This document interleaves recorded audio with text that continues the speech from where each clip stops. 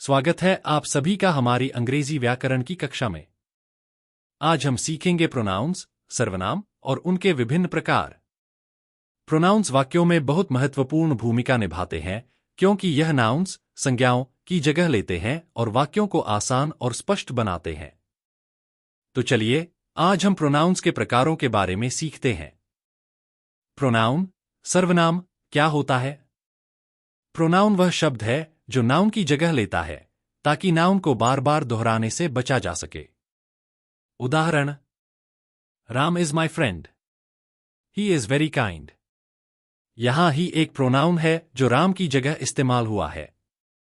Pronounce का उपयोग करने से वाक्य छोटे, सरल और प्रभावी बन जाते हैं। अब जानते हैं प्रोनाउन के अलग अलग प्रकारों के बारे में। अब हम जानेंगे प्रोनाउन का पहला प्रकार, पर्सनल प्रोनाउंस, पुरुषवाचक सर्वनाम। पर्सनल प्रोनाउंस व्यक्ति, स्थान या वस्तु की ओर इशारा करते हैं। यह 3 प्रकार के होते हैं। First person I, we. Second person you. Third person he, she, it, they. उदाहरण: I am going to the market. यहां आई एक फर्स्ट पर्सन प्रोनाउन है। She is my sister. यहां शी एक थर्ड पर्सन प्रोनाउन है।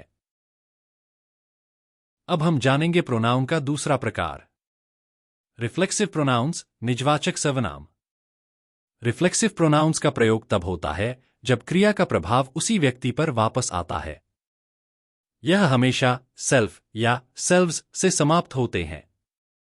उदाहरण: my self, your self, themselves. Reflexive pronoun का वाक्य में उपयोग कुछ इस प्रकार होगा: she cooked the food herself. यहां हरसेल्फ एक रिफ्लेक्सिव प्रोनाउन है क्योंकि क्रिया का प्रभाव उसी पर लौटता है। अब हम जानेंगे प्रोनाउन का तीसरा प्रकार, डेमोन्स्ट्रेटिव प्रोनाउंस, संकेतवाचक सर्वनाम। डेमोन्स्ट्रेटिव प्रोनाउंस का उपयोग किसी व्यक्ति, वस्तु या स्थान की ओर इशारा करने के लिए किया जाता है। उदाहरण: this, that, these, those. Demonstrative pronouns का वाक्य में उपयोग कुछ इस प्रकार होगा: दिस इज माई बुक। यहां दिस एक डेमोन्स्ट्रेटिव प्रोनाउन है जो किसी विशेष वस्तु की ओर इशारा कर रहा है। अब हम जानेंगे प्रोनाउन का चौथा प्रकार, इंटेरोगेटिव प्रोनाउंस, प्रश्नवाचक सर्वनाम। इंटेरोगेटिव प्रोनाउंस का उपयोग प्रश्न पूछने के लिए किया जाता है। उदाहरण: who, whom, what, which, whose। Interrogative pronounce का वाक्य में उपयोग कुछ इस प्रकार होगा: Who is your teacher? यहां हु एक इंटेरोगेटिव प्रोनाउन है क्योंकि यह प्रश्न पूछ रहा है। अब हम जानेंगे प्रोनाउन का पांचवा प्रकार, पोजेसिव प्रोनाउंस, स्वामित्ववाचक सर्वनाम। पोजेसिव प्रोनाउंस स्वामित्व या अधिकार को दर्शाते हैं। उदाहरण: mine, yours, his, hers, theirs, hours.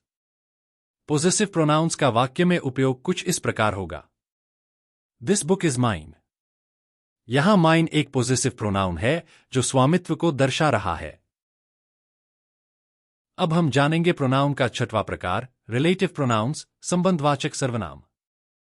Relative pronouns वाक्य में दो विचारों या वाक्यांशों को जोड़ते हैं और संज्ञा या सर्वनाम के बारे में अधिक जानकारी देते हैं। उदाहरण: who, whom, whose, which, that।